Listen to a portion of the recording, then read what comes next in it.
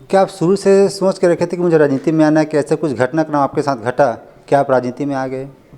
देखिए, राजनीति में एक विचारधारा, उस समय की जो स्थिति परिस्थिति देश में चला, क्या जो संघ से जुड़े हुए हैं वो सिर्फ बीजेपी में आ सकते, कांग्रेस में नहीं जा सकते? इसलिए संघ एक ऐसा है कि देखिए किसी दल से जुड़ा हुआ नहीं है। एक 5 साल का टेन्योर था उनके पास, जो उनके पास कार्यकाल था, सही दिशा में काम नहीं कर पाए, इसकी वजह से बदलना पड़ा। देखिए, आप लोग ऐसा क्यों सोचते हैं मैं नहीं कह सकता। हमारी पार्टी में एक व्यवस्था है, और इसी बीच अगर जिला अध्यक्ष का बदलना फिर बनना सामने आता तो कहीं ना कहीं ये तो जोड़ के देखते हैं कि चुनाव को देखते हुए सब फैसला लिया गया है। बिल्कुल नहीं, ये तो हमारा पहले से समयबद्ध चुनाव का कार्यक्रम चल रहा था और उसमें नगर निगम का भी चुनाव होना है। क्योंकि अभी वर्तमान में जो एजाज ढेबर जी हैं महापौर, तो उनका पत्ता काटने के लिए, मैदान से उनको हटाने के लिए अब लॉटरी निकाले कौन सा नगर निगम किस श्रेणी में चले गया, ये किसी से बदला लेने का या किसी से दुराभाव की भाव नहीं है। ये कहीं ना कहीं जब हम देखते हैं कि जो अपराध का ग्राफ है कुछ बढ़ा है, इस सरकार और उस सरकार में तुलना करेंगे तो अपराध की श्रेणी प्रतिशत बहुत घटा है। कहना जल्दबाजी हो सकता है, लेकिन मैं फिर भी से पूछना चाहूँगा, आने वाले समय में विधायक मंत्री को भी देख सकते हैं ठाकुर जी को? नहीं, मुझे तो भैया जो पार्टी ने जो दायित्व तो देता है, मैं उतनी ही अपेक्षा है मेरा। राजनीतिक महत्वाकांक्षा तो जरूर होती है कि मुझे एक दिन यहाँ तक पहुँचना है। देखने वालों में से नहीं है।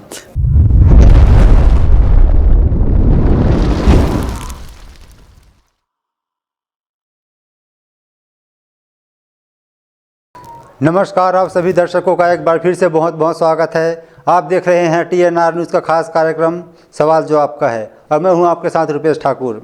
साथियों, जैसे कि आप जानते हैं, इस कार्यक्रम के माध्यम से हम लगातार अलग अलग विधानसभा लोकसभा क्षेत्रों में जा रहे हैं, नेता मंत्री विधायक और सांसदों से सबकी मुलाकात करवा रहे हैं और जानने का प्रयास कर रहे हैं उनके जीवन के सफ़र और संघर्ष को। इसी कार्यक्रम में आज हमारे साथ मेहमान हैं रमेश ठाकुर जी, जो वर्तमान में ही रायपुर शहर के जिला अध्यक्ष बने हैं। आपका बहुत बहुत स्वागत है। धन्यवाद। शुरुआत करेंगे सर, चर्चा में आगे भी बढ़ेंगे, लेकिन हम चाहते हैं कि थोड़ा जानना चाहते हैं कि कौन है रमेश ठाकुर जी, कैसे राजनीति में आना हुआ, शिक्षा दीक्षा कहाँ तक हुई? देखिए, मैं तो राष्ट्रीय स्वयंसेवक संघ राम मंदिर शाखा का बचपन से ही स्वयंसेवक रहा हूँ, और उसके बाद युवा मोर्चा से हमने जो है विचारधारा से जुड़कर राजनीति प्रारंभ किया और युवा मोर्चा में विभिन्न पदों पे रहे। युवा मोर्चा मंडल अध्यक्ष से लेकर प्रदेश कार्य समिति में, मध्य प्रदेश के समय में भी 2 बार प्रदेश कार्य समिति में रहे।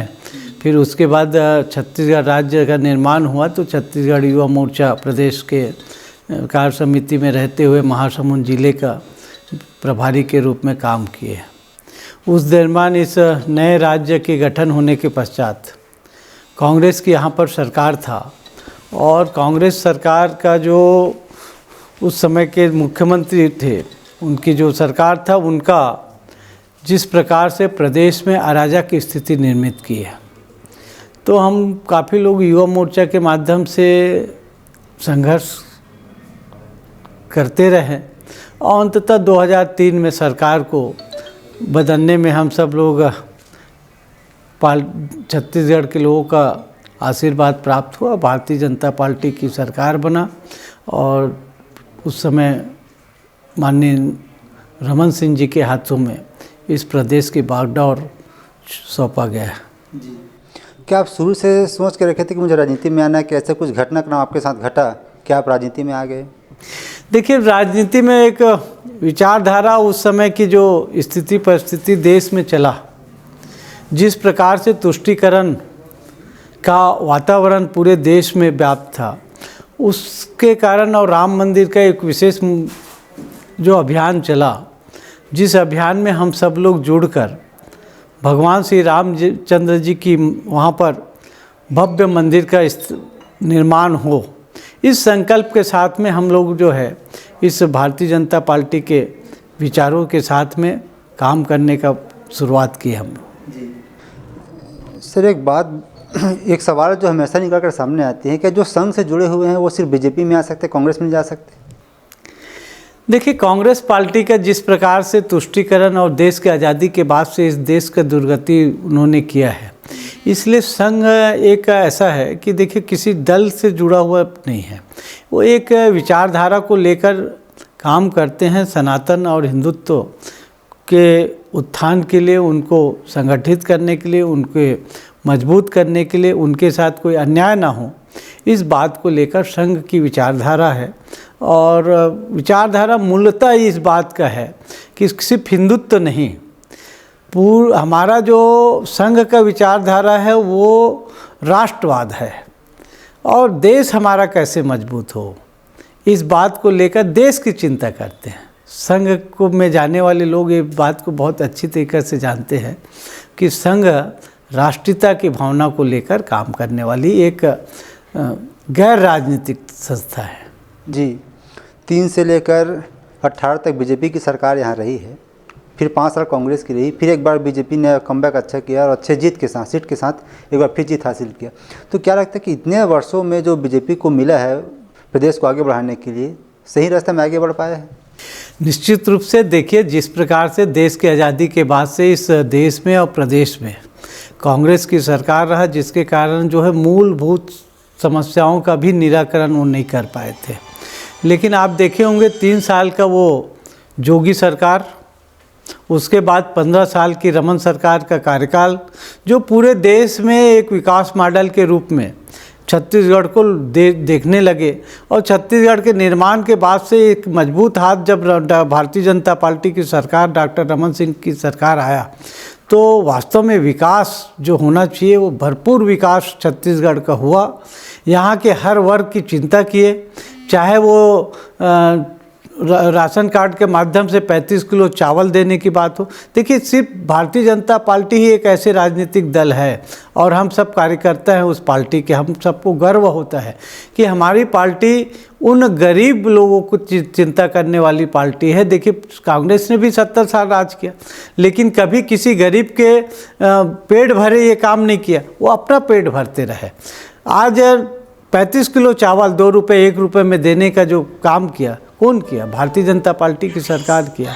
गरीबों के इलाज के लिए योजना बनाकर उनको जो है 50,000 रुपये का जो सुविधा मुहैया कराया, कौन किया? स्वास्थ्य के लिए भारतीय जनता पार्टी की सरकार ने किया। तो मेरा आज देश के यशस्वी हमारे प्रधानमंत्री हैं माननीय नरेंद्र मोदी जी।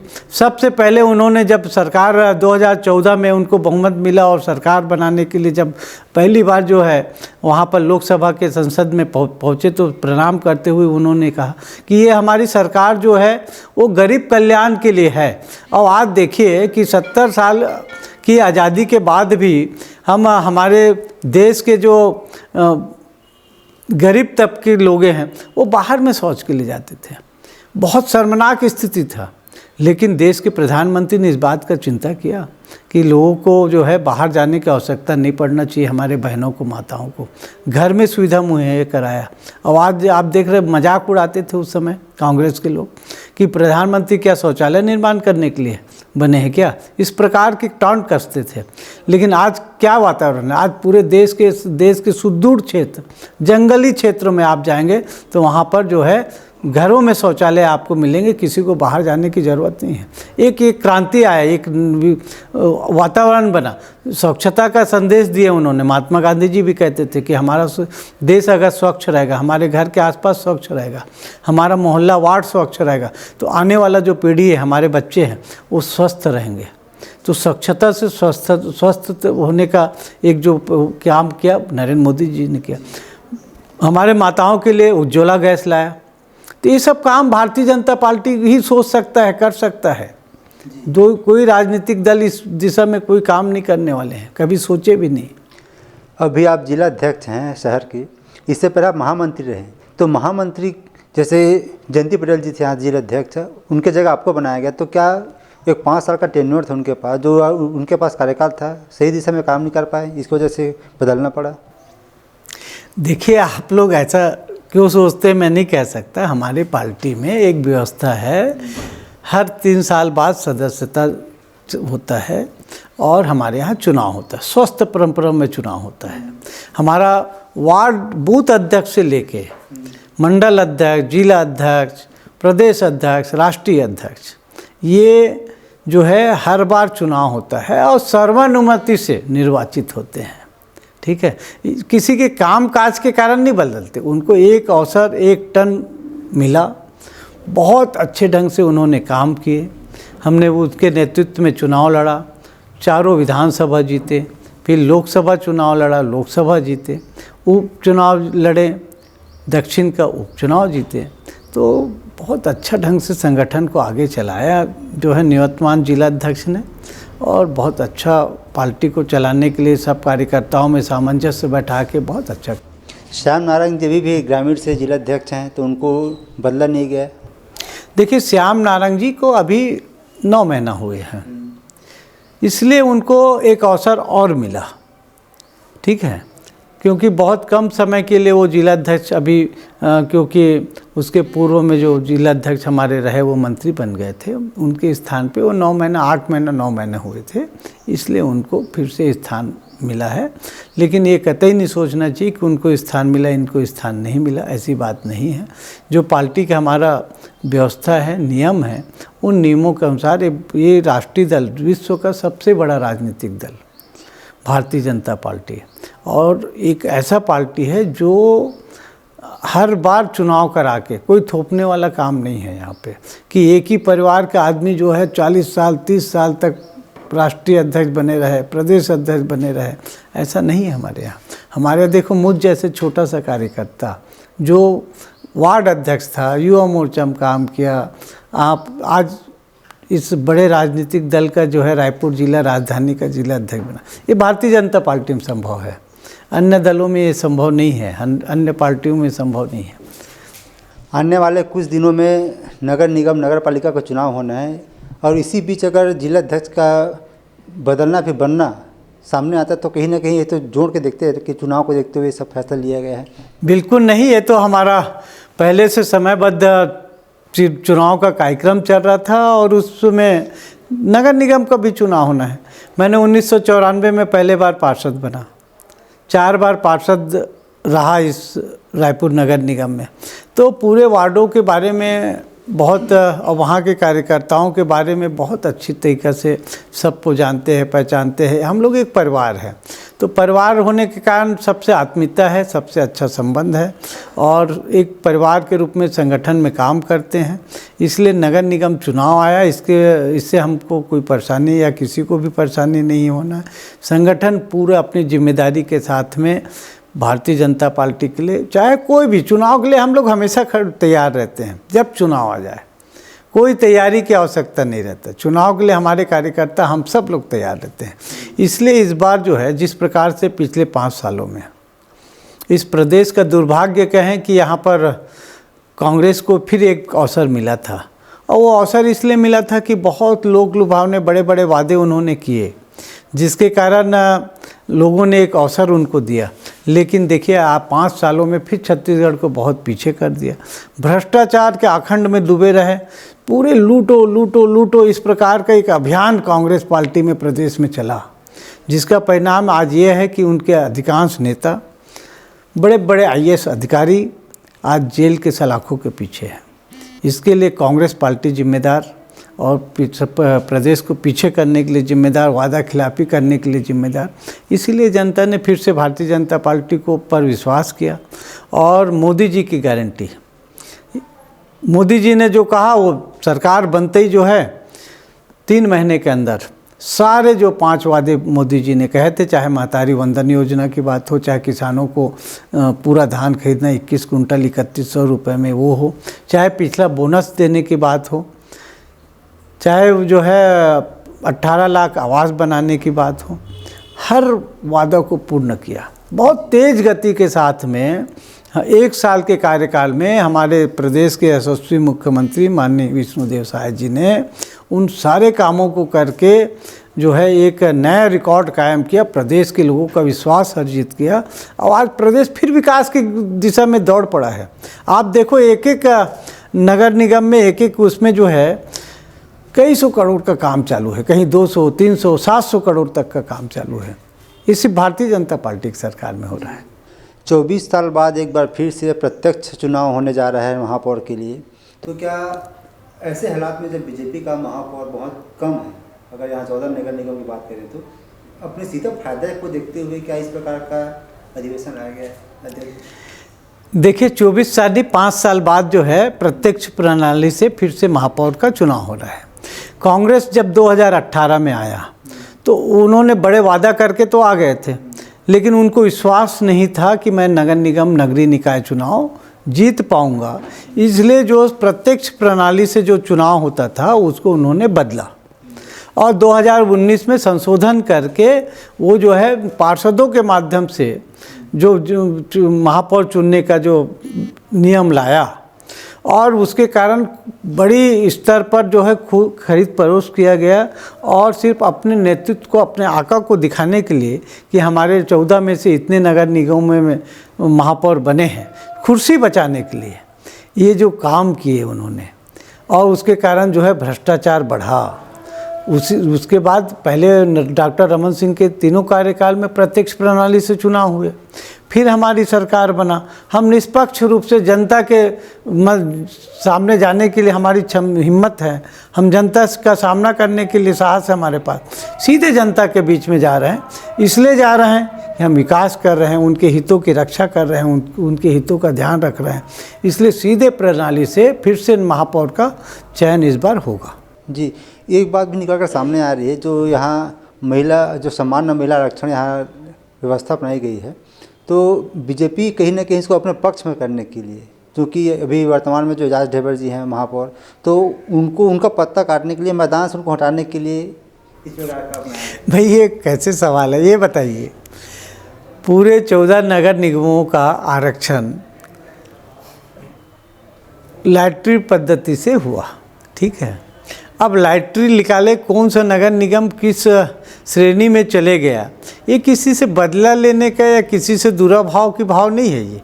ये तो एक सहयोग माने इसको कि किसके भाग्य में कौन से नगर निगम किस श्रेणी में आरक्षित हो गया, ये तो लॉटरी पद्धति से हुआ है, इसलिए इसको इधर उधर नहीं देखना चाहिए। प्रत्यक्ष प्रणाली है और स्पष्ट है, पारदर्शिता है इसमें।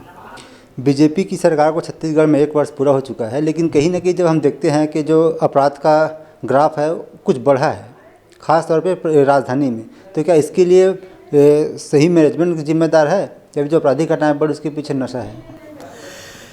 आप अगर वास्तव में इसका सही आंकड़ों में जाएंगे तो पिछले 5 साल में भूपेश सरकार का जो कार्यकाल रहा और ये 1 वर्ष विष्णुदेव साय जी का जो कार्यकाल है और जो सरकार है, इस सरकार और उस सरकार में तुलना करेंगे तो अपराध की श्रेणी प्रतिशत बहुत घटा है, इसमें बहुत कम हुआ है।